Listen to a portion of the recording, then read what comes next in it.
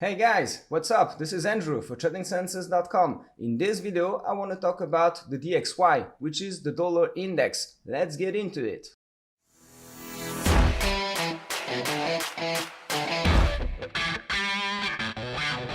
So the DXY, so basically this is the value of $1 against a basket of currency. So it basically shows you the strength of the dollar in the world.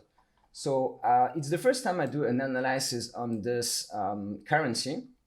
So let's start it like on a daily time frame, and I'm gonna see what happened in the past 5 to 10 years. So the very first thing, let's watch at what happened after 2015. So basically I see that this market is rangy. It has a lower band around 88 and a higher band around 103.6, 103.5, something like this. How I know it? Because here you can see that we had some build-up here. So the price action was contained here for 1 or 2 months. So I know this is an important level. And then here it has been tested once, twice rejected, and then it went higher. So this is the level I have as a lower band. If I check a bit what happened on the longer term, what do I see, guys? It's not a surprise. I can see that this level was actually a resistance already.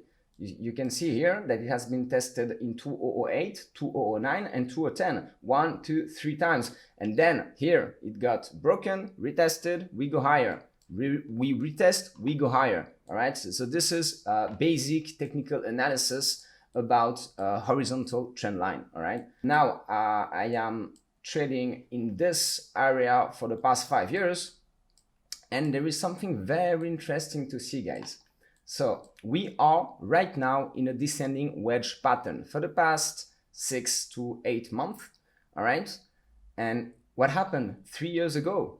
Look, exactly the same thing. We were in a descending wedge pattern, and it actually lasts for around 9 months, something like this, 1 year.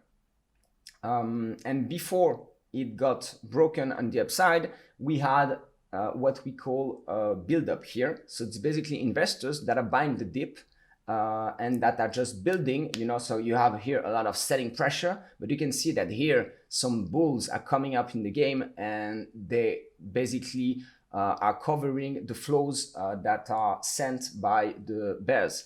And that's why the price is not going lower. Why here? Because we had a build-up here, so it's not like a surprise that this level was buyer. And so I expect the same thing to happen right now. So I think that it can go lower. It can go to 89.5, something like this. So basically I would be a buyer in this area, and I would build a massive long position, and I would play the breakup on the upside of this dollar pair. So basically it would bring me in, I think, January, February, something like this. And I think that here we have 2 scenarios. Either we break it on the downside, which means that the dollar is very, very weak.